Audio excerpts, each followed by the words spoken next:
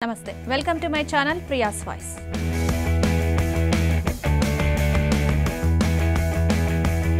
Social మీడియాలో ఎక్కడ చూసినా ఇప్పుడు గిబ్లీ పేరే వినిపిస్తుంది. మామూలు ఫోటోల్ని గిబ్లీ స్టైల్లో ఫోటోలుగా మార్చుకోవడానికి జనం తెగ ఆసక్తి చూపిస్తున్నారు. వ్యక్తిగత ఫోటోలను సైతం చాట్‌జీపీటీలో అప్లోడ్ చేస్తున్నారు. గిబ్లీ స్టైల్ ఫోటోలు క్రియేట్ అయిన తర్వాత వాటిని తమ సోషల్ మీడియా ఖాతాల్లో షేర్ చేసుకుని తెగ మురిసిపోతున్నారు. అయితే గిబ్లీ స్టైల్ ఫోటోల కోసం మన వ్యక్తిగత ఫోటోలను చాట్‌జీపీటీకి ఇవ్వడం సురక్షితమేనా అన్న ప్రశ్న తలెత్తుతోంది. చాట్‌జీపీటీలో మన వ్యక్తిగత ఫోటోలు అప్లోడ్ చేయడం సేఫా కాదా అంటే ఖచ్చితంగా కాదు.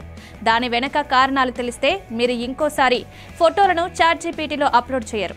మనం గిబ్లీ స్టైల్ ఫోటోలు క్రియేట్ చేయించుకోవడానికి చాట్‌జీపీటీలో మన వ్యక్తిగత ఫోటోలు అప్లోడ్ చేస్తాం. అది మీ ఫోటోల్ని యానిమ్ ఫోటోలుగా మార్చిస్తుంది.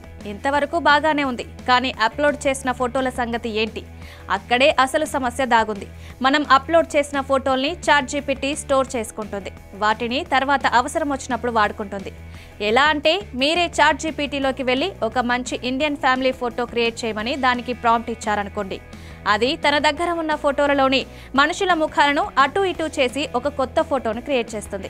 అంటే మీరు కావచ్చు, మీ కుటుంబం కావచ్చు, వారి ముఖ కవలికలతో కొత్త ఫోటోలు క్రియేట్ అవుతాయి. మొత్తం 3 రకాలుగా చాట్‌జీపీటీ వల్ల మనకు ఇబ్బంది కలుగుతుంది. Privacy violation. మనం చాట్‌జీపీటీలో అప్లోడ్ చేసిన ఫోటోలకు ప్రైవసీ ఉండదు. వాటిని మన పర్మిషన్ లేకుండానే చాలా రకాల పనుల కోసం వాడే అవకాశం ఉంది. మీ ఐడెంటిటీని చాట్‌జీపీటీ చోరీ చేసే అవకాశం ఉంది. వాటిని తప్పుడు పనులకి వాడే అవకాశం కూడా ఉంది. మనం చాట్‌జీపీటీకి అందించే డేటాకు ఎటువంటి భద్రత ఉండదు. హ్యాకింగ్కి గురయ్యే అవకాశం ఉంది.